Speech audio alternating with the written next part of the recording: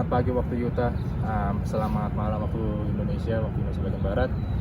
Perkenalkan, nama saya Afila, saya Presiden Permias Utah periode 2020-2021. Di sini saya bersama Saldi Yusuf. Kak Saldi ini salah satu mahasiswa S2 yang beliau juga sebelumnya menjabat sebagai Presiden Permias. Hari ini kita akan membagikan info penting untuk teman-teman di Indonesia di rumah. Hari ini kita akan memberikan sharing session tentang bagaimana sih kuliah S2 hingga mendapatkan beasiswa pemerintah atau disebut LPDP.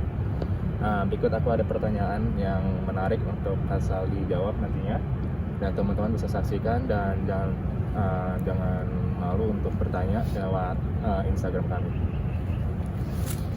Mungkin Kak Saldi bisa lah kita Kak Saldi dulu deh, perkenalan dulu lah, introduction dulu. Oke. Biar teman-teman tahu semua. Siap. Halo semuanya teman-teman, selamat pagi, siang, malam teman-teman dimanapun berada. Saya Saldi Yusuf, saat ini sedang kuliah di University of Utah, mengambil Master of Nursing Informatics, menggunakan beasiswa LPDP. Saat ini sudah tahun kedua. Insya Allah 1 semester lagi sudah selesai kalau tidak ada halangan. Saya kira Oke, luar biasa. Dan saya sendiri Afila, saya mahasiswa S1, sedang masuk ke tahun kedua di University Utah dan sedang mengambil jurusan bisnis administrasi. Dan kalau boleh tahu, kenapa Utah? Dari ketika Kak Saldi daftar LPDP dulu kan ya awalnya. Kenapa Utah dari sekian banyaknya universitas? Oke. Pertama mungkin Amerika ya, karena kita ketahui bahwa Amerika punya sistem pendidikan yang sangat bagus dari seluruh dunia, salah satunya. Kemudian khusus untuk bidang saya di keperawatan itu nursing, Amerika merupakan salah satu arah atau kiblat dari pengembangan keperawatan di Indonesia. Jadi salah satu teoris dari keperawatan, pakar-pakarnya itu kebanyakan dari Amerika. Terus di Utah, kenapa Utah? Karena Utah itu salah satu kampus terbaik di area West Coast Amerika, bahkan terbaik di Utah State sendiri dan beberapa state lainnya. Kemudian di Utah juga kita ketahui biaya hidup tidak terlalu tinggi seperti dengan kota-kota besar lainnya. Di Utah karena saya prefer tempat yang tidak terlalu, artinya bukan big city, bukan juga small town. Jadi saya kira Salt Lake City ini atau University of Utah ini adalah tempat yang pas untuk tujuan saya. Dan yang paling penting adalah Utah ini adalah the second happiest state in the US setelah Hawaii. Jadi memang suasananya itu yang membawa kita memilih Utah. Setuju banget sih ya, karena kalau menurut aku Utah juga tuh kita kuliah di sini tuh benar-benar jauh dari out of distraction. Betul kan ya? Jadi karena untuk teman-teman mahasiswa Indonesia yang mau kuliah di Utah ini cocok sekali ya, karena untuk tujuan studi tuh pasti akan fokus banget jauh dari segala distraction yang ada seperti kota-kota besar lainnya. Dan seperti yang Kak Saldi bilang, biayanya juga cukup affordable untuk mahasiswa Indonesia mau coba kuliah di luar negeri ya. Selanjutnya kan Kak Saldi kesini tuh lewat jalur beasiswa pemerintah LPDP ya. Coba dijelasin teman-teman gimana sih LPDP cara pendaftarannya. Baik, jadi LPDP itu merupakan beasiswa atau dana yang disiapkan oleh pemerintah Indonesia untuk masyarakat Indonesia, untuk pelajar Indonesia, untuk berkuliah di kampus-kampus baik dalam negeri maupun luar negeri. Jadi jenjangnya ada master dan doktor. Jadi pemerintah memang menyiapkan dana tersebut untuk perbaikan SDM kita. Dan beasiswa ini adalah untuk siapa saja, tidak ada batasan bahwa hanya beberapa kalangan saja yang bisa mendapatkan ini bebas, semua bisa mendaftar. Kemudian LPDP itu saya kebetulan kemarin LPDP tahun 2017. Kemudian beberapa tahapannya yaitu kita pertama seleksi administrasi dulu, yang selanjutnya ada asesmen online. Asesmen online itu biasanya dalam bentuk tes potensi akademik. Kalau di sini GRE lah, tapi versi bahasa Indonesia. kemudian ada tes psikologi atau tes kepribadian. Yang selanjutnya ketika itu sudah lolos, kita masuk ke tes terakhir, yaitu seleksi substansi. Biasanya ada seleksi wawancara. Nah, di wawancara itu yang yang menjadi penentu apakah kita bisa lolos atau tidak. Kemudian syaratnya secara umum yang perlu disiapkan itu adalah terutama bahasa, karena kita akan belajar di luar negeri, kita akan berinteraksi, kita akan mencari ilmu itu menggunakan bahasa. Jadi bahasa minimal TOEFL atau IELTS minimal 6,5, TOEFL minimal 550. Tapi khusus untuk luar negeri itu TOEFL IBT atau IELTS yang di atas 6,5. Saya kira itu untuk secara umum sih. Luar biasa sekali ya. Jadi pengen coba ntar buat S2 nih aku. Pastilah. Oke. Terus kalau sama Kak Saldi, kalau tahu udah berapa lama di Utah? Bolehlah dibagi pengalaman dari hari pertama nih, pas ketika datang mendarat di Utah, pengalamannya seperti makannya, baca atau pertemanan teman-teman gimana? Oke. Yang paling berkesan menurut saya setelah sekarang sudah 1 tahun sekian bulan ya di Utah, sudah hampir 2 tahun. Yang paling berkesan adalah dari sistem pembelajarannya, karena totally different dengan Indonesia. Maksudnya ada budaya-budayanya, kemudian fasilitas teknologi yang digunakan, kemudian kepakarannya itu yang sangat menarik buat saya pribadi, dan itu yang bikin yang bikin kita semangat buat belajar tiap hari. Kemudian kondisinya yang menarik adalah di Utah ini kita punya 4 musim. Kan ada state yang kita tidak berkesempatan mendapatkan 4 musim. Nah, kalau di Utah kita semua berkesempatan mendapatkan 4 musim atau waktu. Nah, kemudian soal makanan di Utah juga cukup variatif karena kita punya ada beberapa Asian store. Mudah bagi saya sebagai orang Asia cari beras dan lain-lain itu gampang. Kemudian ada banyak pilihan makanan karena kita dekat dengan Meksiko, juga ada makanan Meksiko, makanan banyak lah, intinya tidak kesusahan kalau soal makanan. Kemudian karena kebetulan saya Muslim ya, di Utah juga itu saya rasa sangat aman, saya tidak pernah ada diskriminasi, rasis dan lain-lain. Kemudian kebebasan beribadah. Kita di Union ada meditation space. Nah, di sana kita bisa sholat dan lain-lain. Terakhir orang-orangnya. Nah, orang-orangnya itu di Utah sangat ramah menurut saya ya untuk kategori orang Barat, karena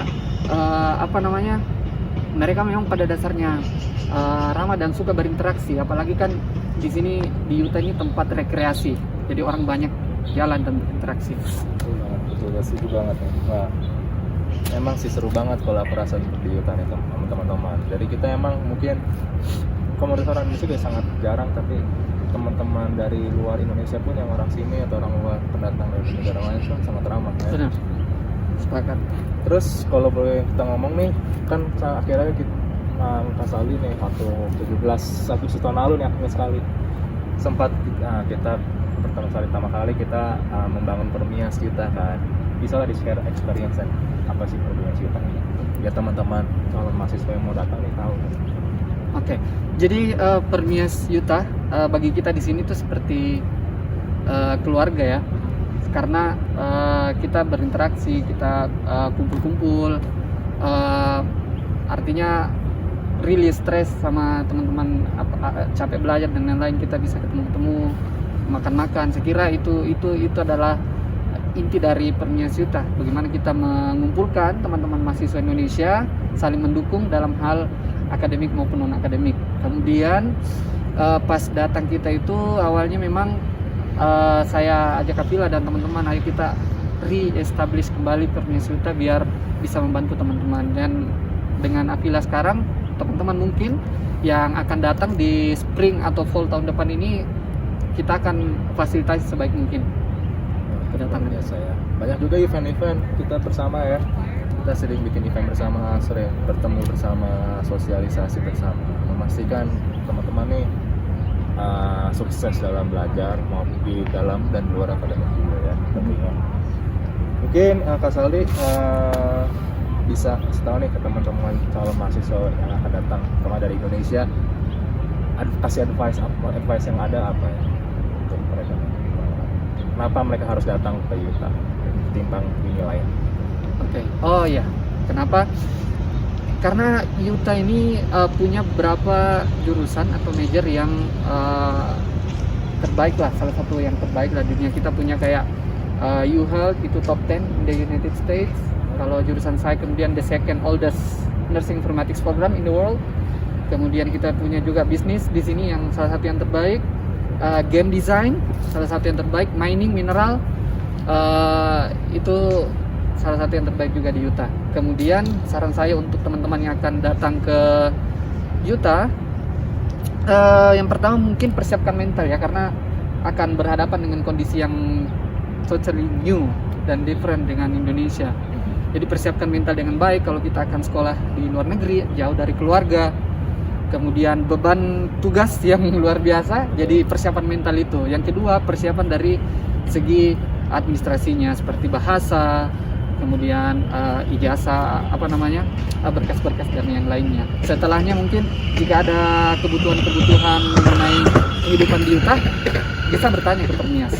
Ya, kita selalu berusaha untuk mencakup semua pertanyaan teman-teman ada, bisa lewat kita sudah membangun website saat ini, dan kita teman-teman juga silakan email kami kapan saja, ataupun teman-teman yang punya Instagram bisa langsung DM kami, tanya pertanyaan, kami akan selalu terbuka untuk menjawab pertanyaan teman-teman. Mungkin kita lanjut lagi ke pertanyaan selanjutnya nih. Mungkin ada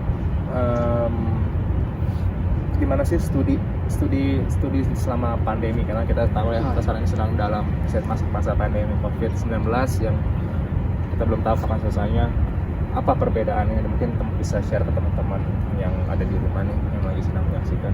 Nah, jadi seperti yang kita ketahui bahwa rata-rata kampus sekarang sedang belajar online. Baik itu ada yang semuanya online, ada yang hybrid istilahnya, ada tetap kelas. Jadi tapi sudah tidak ada yang secara intens in person atau kelas di kampus. Selama ini kita memanfaatkan fasilitas yang ada di kampus, tapi kampus tetap buka. Jadi kayak library, union, kemudian fakultas atau college sudah masih tetap buka. Cuman memang rata-rata hampir semuanya itu kita belajar online. Kecuali memang misalnya saya ada terlibat project, kita punya kantor di fakultas, itu kadang ada meeting 2 minggu sekali. Ini seperti itu. Tapi setidaknya masih tetap berjalan ya, tetap kegiatan perkuliahan tetap berjalan, toko-toko masih tetap buka walaupun masih ada restriction, tetap ada ya gitu. Benar. Mungkin ini pertanyaan terakhir dari teman-teman di Permias Utah yang sekarang ada di sini. Ada pertanyaan, mungkin bisa dong di-share tentang adaptasi diri di lingkungan baru dan juga di ruang kelas, serta suka duka selama berada di Utah. Wah, adaptasi ya. Jadi kalau soal adaptasi kebetulan saya tidak terlalu soal budaya atau budaya itu tidak terlalu, istilahnya culture shock, tidak terlalu merasakan itu. Cuman yang paling berbeda adalah dari segi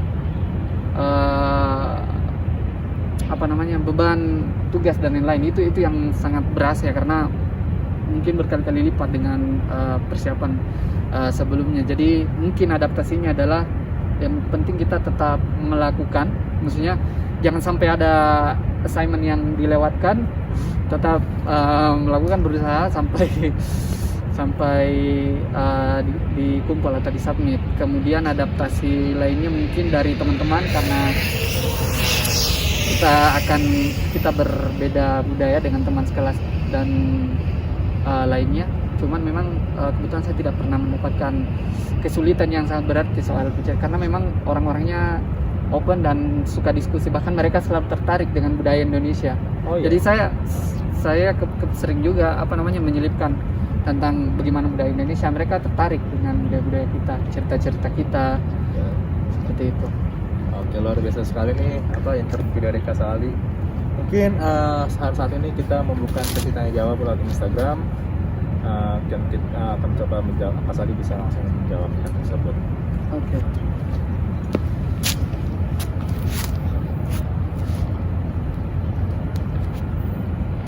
Mungkin ini kita ada pertanyaan dari Kita ada pertanyaan dari @gadget and paint.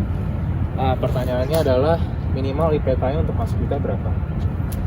Kalau kemarin di program saya, mungkin ini akan berlaku secara umum ya, minimal 3. Minimal 3 ya? Iya, minimal 3. Oke.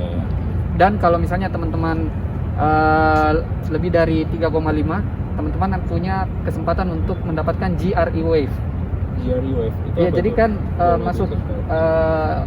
S2 atau master degree itu kan di Amerika mostly mereka mensyaratkan GRE. Oke. Tapi ketika IPK teman-teman more than 3.5, Oke.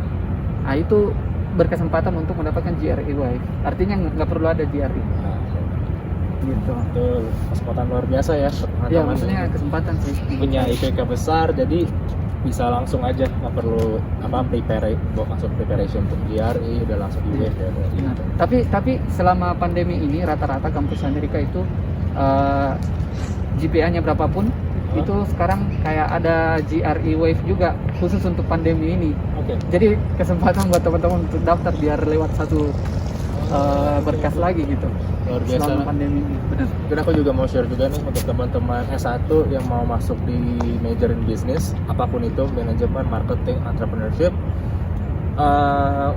Pertama-tama tuh syaratnya kalian harus ambil beberapa kelas prerequisite-nya, sekitar ada 6, dan IP harus minimal 3,2. Di bawah itu minimal 3,0 tapi harus lewat jalur interview dan sangat selektif. Itu aja sih. Dan selanjutnya aku ada pertanyaan sendiri nih, dari aku sendiri. Jika ada teman-teman kita dari Indonesia yang baru datang dan mereka mungkin gimana ya, merasa malu atau culture shock, itu gimana ya? Kalau dari yang pertama dari kampus punya resource yang luar biasa. Artinya mereka selalu mendukung kita kalaupun kita punya masalah ataupun kayak kesulitan beradaptasi, mereka punya wellness center. Punya juga student health center kalau ada masalah-masalah kesehatan. Kemudian dari Permias Yuta juga, kalau untuk teman-teman Indonesia kita berupaya sebaik mungkin untuk membantu teman-teman dalam memberikan dukungan selama kuliah di Utah. Oke, luar biasa lah. Mungkin itu aja teman-teman. Ada pertanyaan lagi? Steven? Nggak ada. Oke, mungkin itu saja teman-teman ya. Nanti video ini tidak hanya ada cuman di live, tapi akan kita up juga di website dan di IGTV.